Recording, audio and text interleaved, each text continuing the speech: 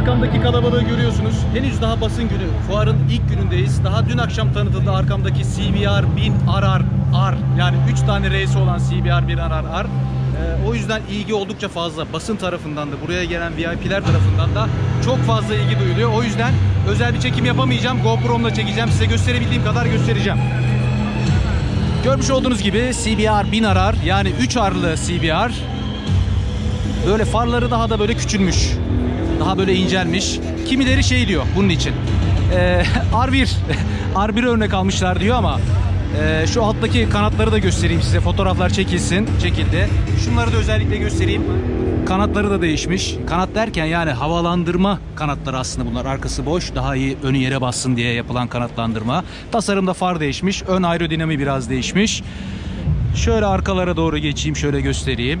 Tabii en büyük değişiklik de motor bloğunda. Bu motosikletin yeni CBR 1000 RR'ın söylemesi de zor 3 tane R'yi. En büyük özelliği Honda'nın bu zamana kadar üretmiş olduğu en güçlü 4 silindirli yarış motosikleti olduğundan bahsediliyor. Tabii ben kullanmadım, bilmiyorum. Doğru mudur değil midir bilmiyoruz ama 214 beygir üretiyor ki rakipleri arasında en fazla bu beygire yaklaşabilen derken geçebilen aslında Ducati Panigale V4 ki o da Akrapovic performans kiti ile 220 beygirlere kadar çıkıyor. Onun haricindeki diğer rakipleri bunun altında kalıyor. Bir de tabii bu sınıftaki torklar hemen hemen birbirine yakın. 113-114 Nm kadar tork üretebiliyor bunlar ama yine Panigale V4S'in en çok tork üretebilen Honda. En çok tork onda. Dolayısıyla bu motosiklet hakikaten çok güçlü bir motosiklet olmuş. Çok güçlü bir model olmuş. Honda zaten çok iddialı bir tanıtım yaptı buna. Görmüş olduğunuz gibi titanyum Akrapovic egzoz stok donanım olarak geliyor. Bu SP versiyonu. SP versiyonun farkı, görmüş olduğunuz gibi önde Öhlins süspansiyonlar var. Brembo'nun fren kaliperlerini kullanıyor. Hemen şu tarafta siyah renkli SP olmayan düz versiyonu var. Onda Nissin'in kaliperleri var ve Öhlins değil süspansiyon sistemi. Bir de şöyle bir farklılık var. Elektronik süspansiyon SP versiyonu. Elektronik olarak süspansiyonlar kontrol ediliyor. Tabi içerisindeki şeyleri saymaya kalksak bitiremeyiz abi. Power control, traction control, teker kontrolü, engine brake, slide kontrolü, quick shifter, dolu yani bir sürü var. Şuradan hatta oynamaya çalışayım. Bastıkça böyle traction'ın ayarları falan değişiyor. Başka?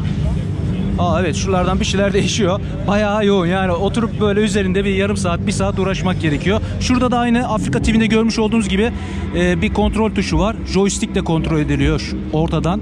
Altlardan şuradan modlar değişebiliyor. Kaç tane, yine bir 5-6 tane sürüş modu vardır diye tahmin ediyorum. Yani 3 arlı CBR 1000 RRR söylemesi bile zor. Şuradaki tünele baksana abi, buradan böyle hava girdiğinde böyle burayı böyle oturtturur yere. Bu kanatlar da diğer Ducati'lerde kanat şeklinde, bunda yanlardan böyle ızgara şeklinde yapmışlar. Vallahi güzel. Beğenenler oldu, beğenmeyenler oldu tanıtıldığında ama şu ana kadar Honda'nın üretmiş olduğu en güçlü yarış motosikleti. Yorum sizin.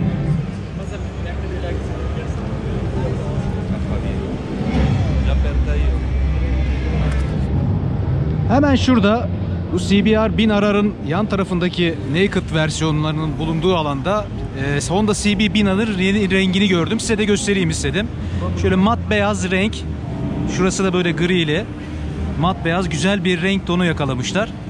Selesi falan da baya güzel, hoş görünüyor. Arka monoko, tabi bunlar aksesuar. Vallahi güzel olmuş ya. Hani size de göstereyim istedim. Beyaz renk, mat beyaz renkli. Full tabi aksesuar dolu bunda şu anda. Akrapovic egzoz, önde cam falan. İşte radyatör korumalar, mono kapaklar falan var ama benim sevdiğim bir model. Honda CB 1000 R. Çok da keyifli bir sürüşü var. Yeni rengiyle de gayet güzel olmuş. Honda her sene biliyorsunuz böyle konsept modeller tanıtmayı seviyor. Geçen sene de bir CBX falan gibi bazı modelleri vardı ama bu sene hani konsept olarak kalmış o, demek ki üretime geçmemiş.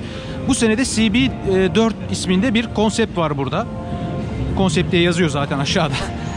Ya vallahi gayet güzel görünüyor ya. Ben beğendim yani. Hani geçen senekilerden çok daha böyle kullanışlı, güzel bir model gibi görünüyor. Böyle farlar altta. Şöyle alttan göstereyim.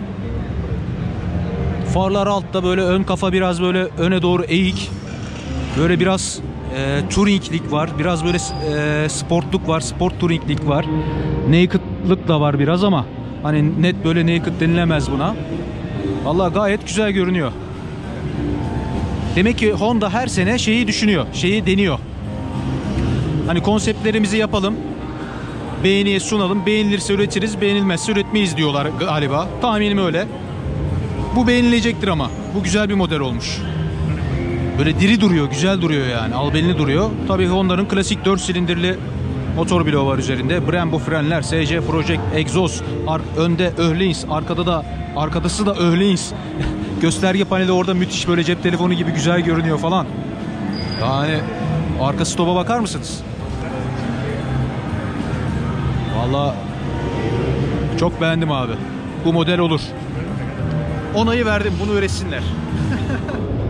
Hemen bu tarafta da Rebel 500 isminde aslında daha önce var olan Honda'nın yenilenmiş bir versiyonu var. Türkiye'ye gelmedi biliyorsunuz. Getirmiyorlar. Biraz böyle cruiser tarzında, daha böyle ayaklar ileri oturuş pozisyonunda, daha böyle dik oturuş pozisyonunda.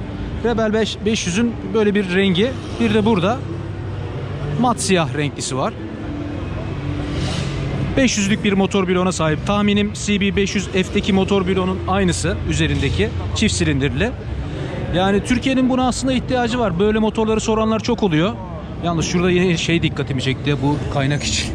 Abi ben mi takığım bunlara ya? Ben bilmiyorum ki yani. Şunu abi şeylerde görüyoruz ya. Hani kötü Çinlilerde, kötü Hintlilerde görünüyor ya. Bu benim canımı çok sıkıyor ya. Ben bunları Honda'da gördüğümde hakikaten üzülüyorum yani. Velhasıl yani bu böyle bir modele Türkiye'nin ihtiyacı var. Türkiye'ye gelirse sanki satılır, alınır, tercih edilir gibi geliyor bana. Bilmiyorum gelecek mi gelmeyecek mi ama size de gelmişken bu modeli de göstereyim istedim. Geçen sene de vardı diye hatırlıyorum. Galiba LED aydınlatmalarda falan bazı değişiklikler yapmışlar. Tahminim öyle. Evet, Goldwing sevenlere müjde. Nihayet yeni bir renk görüyorum. Veya var mıydı bilmiyorum. Türkiye'de yok çünkü bu renk. Mat siyah. Şöyle göstereyim. Mat siyah rengi. 2020'de piyasaya sürülecek. Kırmızıyla, o motor bloğunun olduğu yeri kırmızıyla böyle şey yapmışlar. Süslemişler. Bu şuradaki renk zaten vardı. Bunu biliyorduk. Bu Bagger versiyonu. Yani güzel bir renk olmuş. Tercih edilebilir. Goldwing severler renk konusunda çok şikayetçiler biliyorsunuz. Hatta motorunu boyatan Goldwing'ciler bile var şu renklerden dolayı. O yüzden böyle de bir rengi var. Göstereyim istedim size. Honda standının skuter tarafındayım. Skuterların sergilendiği taraftayım. Gözlerim şey aradı. XADV'nin 150'lik, hani bu Endonezya'da, Hindistan'da tanıtılan versiyonunu aradı ama maalesef burada göremedim. Burada gördüğüm şey, şurada SH150 var. Bu senenin yenisiymiş o. Vallahi ben bilmiyordum. SH150'yi sanki hatırlıyorum bir yerden ama 125 ve 150'lik versiyonu. Yani tanımadığım bir model olduğu için hani yeni mi, yeniden mi üretildi, yeni bir versiyon mu bilmiyorum. Ama şeylerinin yeni olduğu kesin. Bu tasarımının, LED aydınlatmasının falan yeni olduğu kesin. Jantlar böyle büyük görünüyor. Lastikler sanki 17'likmiş gibi. Bakıyorum 16. 16 galiba. Yani şehir trafiği için galiba İtalya'da bu motorlar çok tutuyor gördüğüm kadarıyla. Çok, yani bu tarz motorları çok tercih ediyorlar kullanıcılar. Yani SH 125 150 yeni. Burada beyaz rengi var. Şurada başka bir rengi var. Böyle gri gibi. Burada bordo rengi. Şurada siyah rengi var. Bunlar yenisi. 2020'nin yenisi. Şurada Forza'nın, burada 300'lük tabi. Bizde 250. Forza'nın bir Color Evolution isminde bir şey var. Yeni bir tasarım var.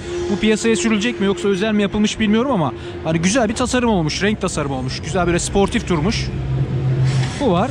Başka ne var? Forza'nın evet Nardo Grey rengi var. O geçen senenin meşhur rengi bu. Nardo Grey. Galiba bu gelecek. 2020'de böyle bir rengi olacak. Başka mat beyaz gri vardı diye hatırlıyorum. Siyah var mıydı? Yok, siyah yoktu. Siyah var. Şurada Integra S var. Cross Tourer, Cross Runner aynı. Bir değişiklik yok. NC750X aynı. Bir değişiklik yok. Ve CB500X. CB500X de Türkiye'ye gelmeyen modellerden bir tanesi ki bunların abi gelmesi lazım. CB500X'in Türkiye'ye gelmesi şart. Çünkü abi hem motor çok güzel görünüyor. Bak çok diri, böyle güzel görünüyor. İşçiliği falan hakikaten güzel. Hem 500'lük, hem abi böyle NC tasarım var. Hem dik oturuş, hem şehir içi, hem kısa mesafeler, hem uzun mesafelerde kullanılabilecek bir versiyonu CB500X. Dolayısıyla abi Türkiye'ye gelmesi lazım. Türkiye'nin ihtiyacı var bu modele. NC750X'ten çok daha uygun fiyatta olacağını tahmin ediyorum. Neden hala getirmiyorlar? Tabii soruyoruz bunu ama NC750X'in önünü kesmesin diye büyük ihtimalle, ama bence abi bu motor Türkiye'ye gelmeli. Evet, döndüm dolaştım. Tekrar şöyle bir yuvarlak çizdim. Honda standını bitirdim. Bu sene Honda'da çok fazla yenilik var diyemem. Renk kombinasyonları falan var. Africa TV'nin Adventure Sport var. Africa TV'nin düz versiyonu var. CBR 1000 R var. 3 R'lı. Başka ne var abi? Başka yenilik olarak ne vardı? Başka da bir yenilik görmedim ya. Hakikaten. Ha, bir Rebel versiyonu gördüm. Türkiye'ye gelir mi bilmiyorum. İşte CB 1000R'ın yeni rengi var. Ki CB 1000R'ı severim. CB500X'ler var. Türkiye'ye gelmiyor. Dolayısıyla hani çok fazla böyle bu sene çok yenilik yok ama etkili yenilikler var. Africa TV'nin de çok etkili. CBR 1000 RR diye gidiyor. RR diye gidiyor ya. O da çok etkili. Çok etkili yenilikler var. Sayısı az ama etkisi büyük yenilikler var. Honda standı bu kadar. Başka standlara gezelim bakalım.